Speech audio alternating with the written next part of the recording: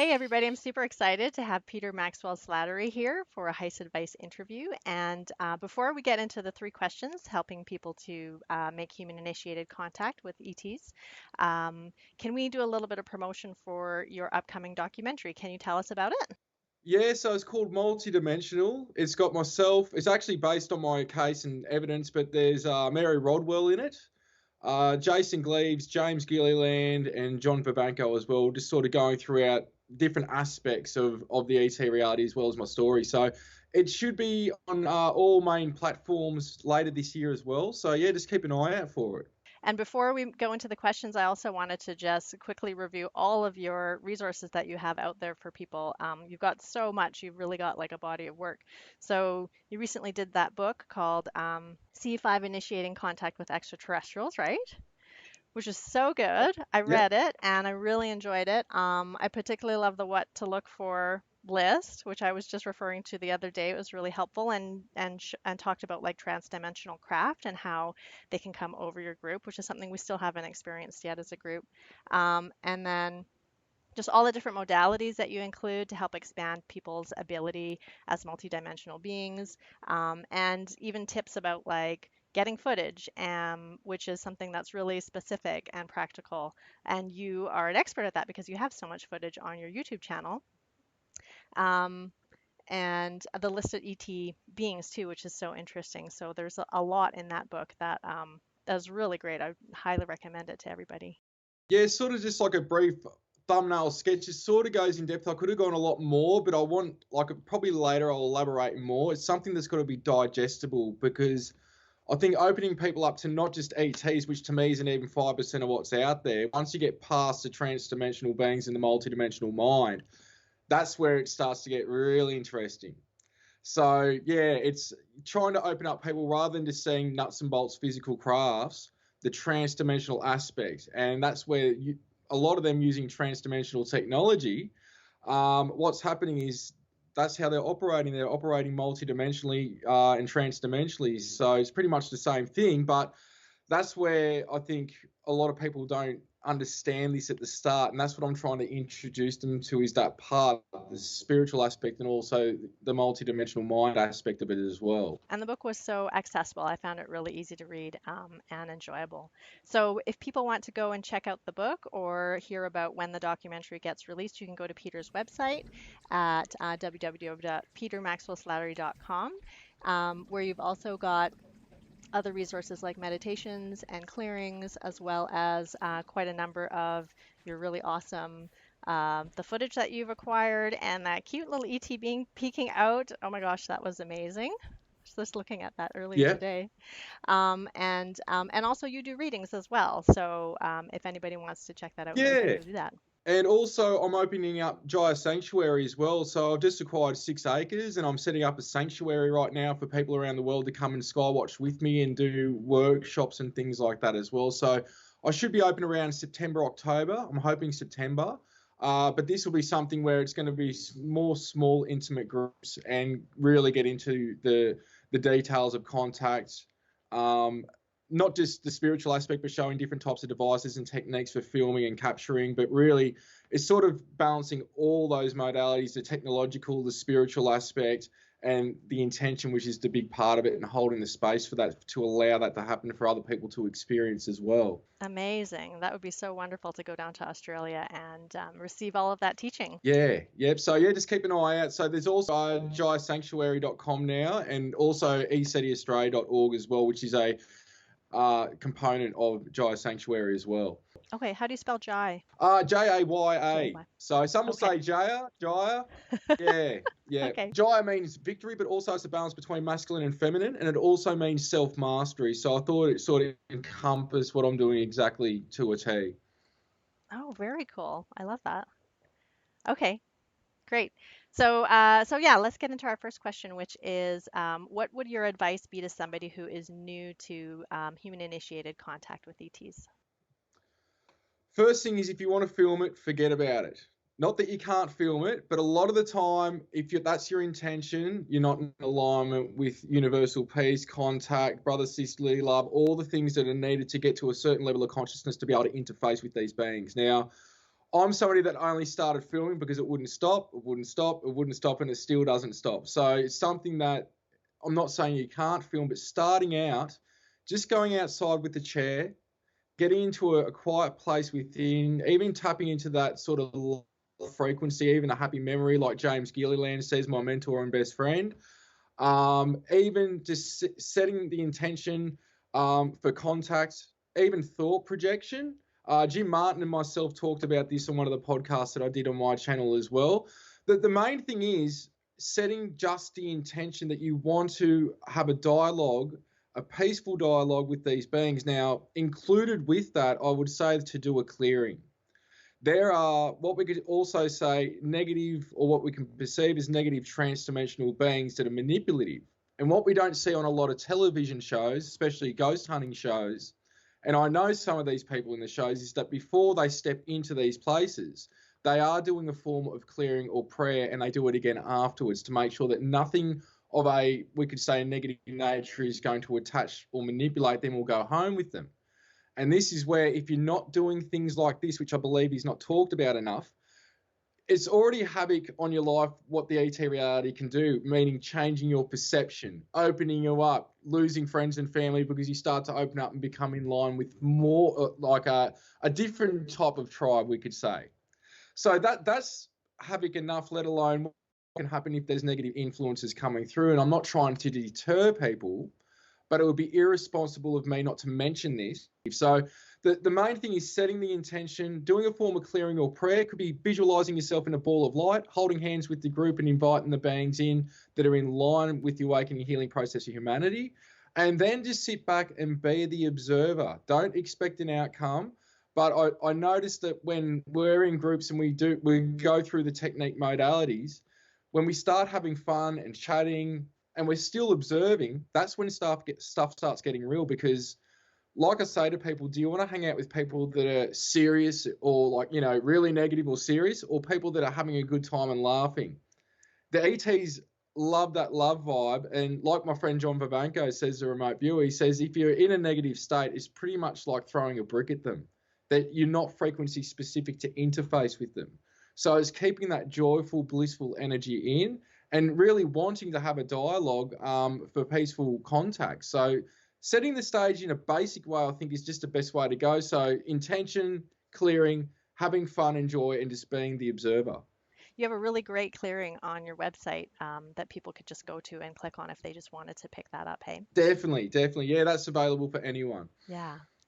And it's interesting you're talking about getting footage and how it does seem to me that certain people in the field, like yourself, it's like footage is just happens, and it's like something that it's almost the ETs are kind of like, okay, yes, Peter is like an ambassador who is going to help to kind of like prove the existence or to show footage to people. Whereas, like, for example, in our group, we could never get footage. We could just never figure it out or get it. And it was just really distracting and it would kind of kill the vibe. And so, from my perspective, I've kind of like given up on it. But it does seem to be something that is kind of particular to certain people. Yeah, like pretty much anyone, all my friends and family, even James and the crew that I work with in this community, I keep a camera on me at all times, and when I pull it out, they say it's just like a gun, just bang, hit record, and he's got it going. But you've got to train yourself, because what's happening is a lot of the time when there is a sighting,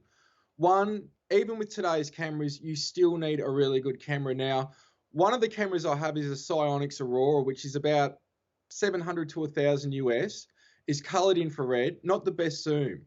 But then you can go up the chain with good infrared cameras. And then also I'm using about a $6,000 Sony camera, which Ancient Aliens used when I was on that in other places. But I will say, if you're going to get a camera, get the best one that you can afford, because otherwise you're going to buy 10 cameras for a few $100s each, going up to $1,000, and it's never going to do the job. When you have the sighting, and grab the camera and almost be on autopilot with the camera and not get taken away with the camera. Once you get taken away with that, you can lose the connection and sever it. So it's training yourself that also, am I allowed to film?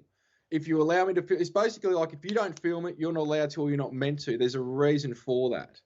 So sometimes it is just the cameras are playing up. Sometimes they can make that happen. But that's just a bit of a tip as well, is just get the best camera you can. Don't don't screw around with it and try to stay centered when you see the craft. But it is training yourself to film, because a lot of the time, I've even been with TV crews where a craft will go over and they're too in awe and they're not even filming.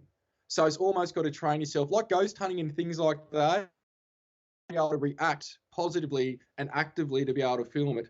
This is why I say, starting out, just enjoy it. Don't worry about filming it. I wouldn't even film probably 95% of the things that I see. Yeah, and isn't that funny that you mentioned that about people getting stunned? One of the best sightings that I've ever had was two sets of a formation of about 4 or 5 craft um, just cruising along during the daytime. No, sorry, it was nighttime. It was nighttime. But there were about 30 of us. None of us even like thought to grab a camera or an iPhone or anything, even to just try. We were just so, and it was a long sighting too. Like it was not fast. So that's very funny. Okay, so my second question is, what is your average CE5 like? Pretty much every single event that I've held. Now, I've had up to 200 people even in Melbourne, in the middle of Melbourne, just doing CE5 with me. But at least we always see crafts. At the worst, we'll see one craft. The bad weather night. There'll be regularly, there's orbs down on the ground that will blink in and out. I pretty much see a lot of the time in terms of the beings coming in apparition form and just wisping around us or even landing the craft on us, which there will be those in the group that will perceive it. At least the temperature change they'll notice. It might be freezing and then all of a sudden it goes to tropical weather. Because a lot of these beings, they'll land the craft on you like a ghost, like an apparition. And if you close your eyes, in your mind's eye, you can actually interface with them. But sometimes, for myself, I can see them directly straight on, also in the peripheral, which most of the time people will see them in the peripheral. Because we don't see with our eyes, which only see a fraction of 0.005% of physical matter.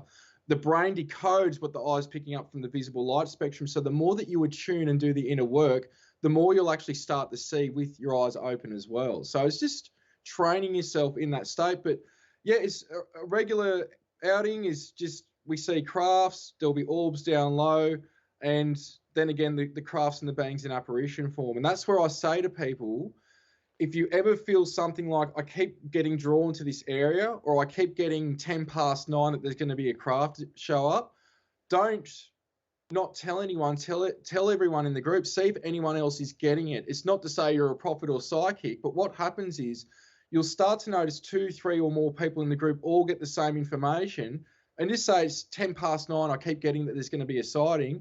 10 past 9, bang, there's a sighting. That shows that there was contact between that craft and the people on the ground. And that's where, well, in America, you can't hear, you could use lasers and whatnot to start to interact, or even have the group say to them, all right, can you turn this direction now, and put everyone's intention into it, and you'll see the craft maneuver and change direction. But there is a huge difference between individual and group collective contact. But I do say to people, if you have a smaller group that's got a cohesive relationship, a oneness relationship, 5 people, 10 people maybe that do it regularly, you'll start to notice it will build up over time, because you're working as a group collective, which is a core component, which with the workshops, that's why I do stuff like yoga, qigong, meditation exercises, things that can bring everyone together as a group collective during the day. We keep an eye out for sightings, and sometimes they happen, but make sure that going into the night, we've really got that collective relationship. But a lot of my skywatches and CE5 events, I do start them during the day, because about 50% of the time we get daytime crafts during them, which is different from everyone else's CE5s. I'm not saying that mine's better or anything else, but that's why I did it, because I wanted, people go, why are you doing it during the day? And it's like, well, half of the stuff I see is during the day, so I want people to experience it. And then they experience it and they're like, I get it now. It's good starting early, because we got to see something during the day which is different.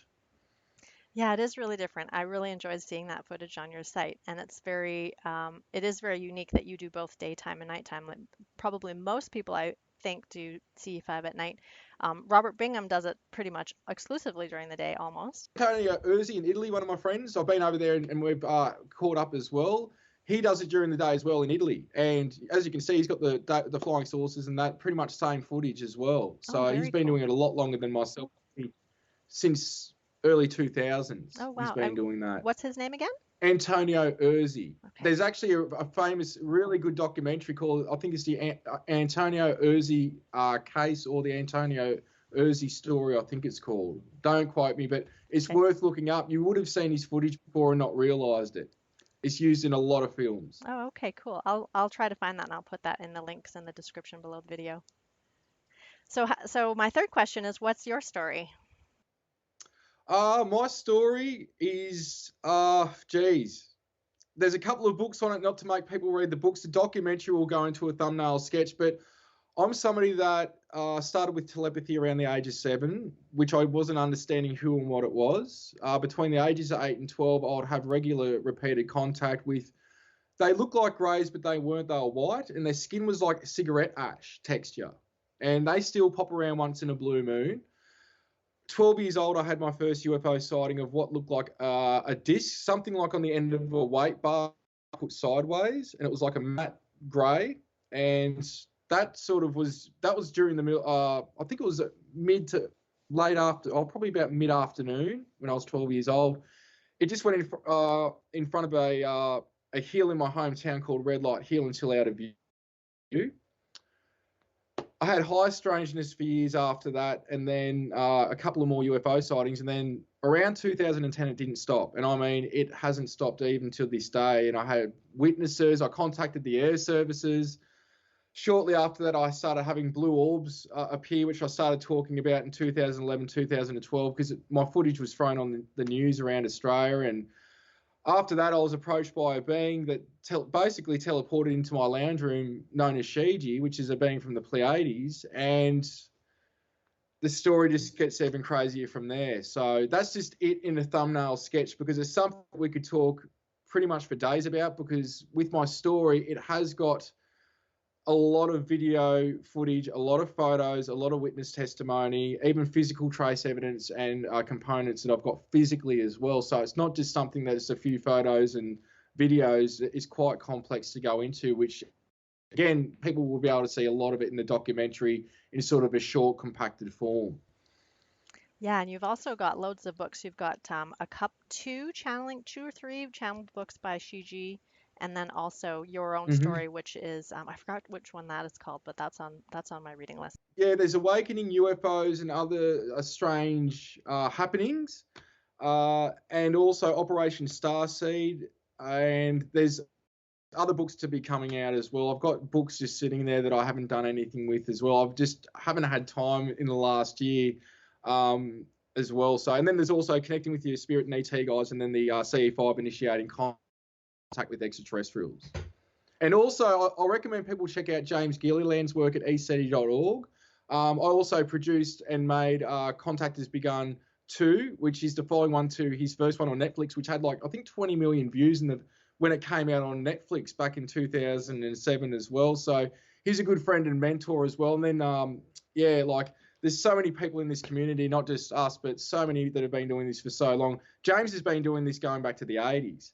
So I know Gray's been doing it for a long time, but I think James has been doing this intensely longer than pretty much anyone that I know. And I know in the community, there's people that were going back to the 50s and 60s doing it, but they weren't calling it that. They just had thoughts to go out as groups. And these were people that were contactees.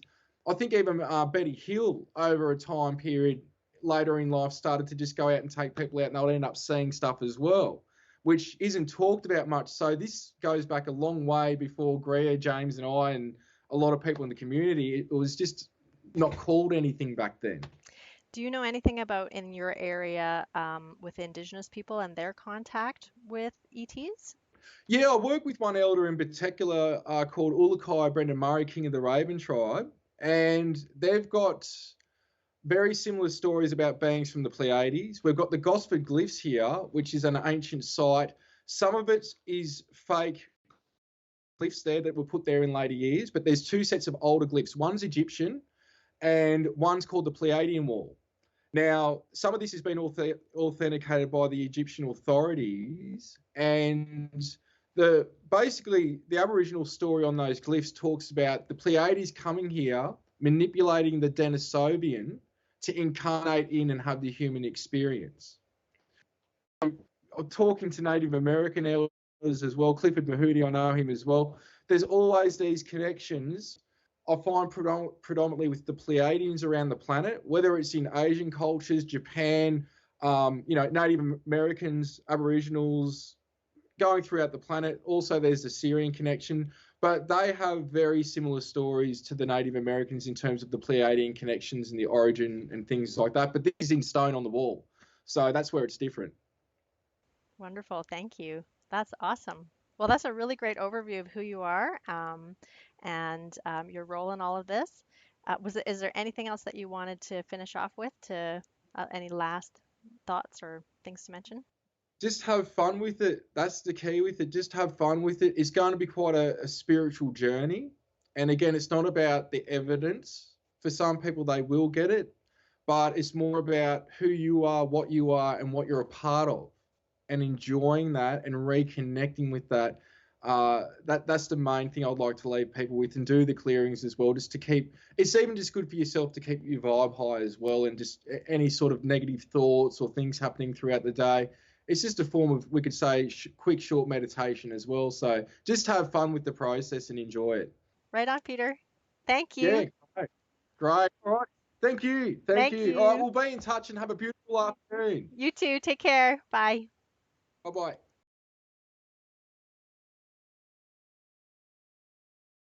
What is this all about? Why are we being interacted with by this range of physical and non-physical intelligences? My experiences started at a young age, and typically what people refer to as like the grey alien. And his evidence speaks for itself. The evidence that Peter was showing via his video footage of craft, of all different kinds of craft, it's almost like they are being told, it's time to come out because we're here.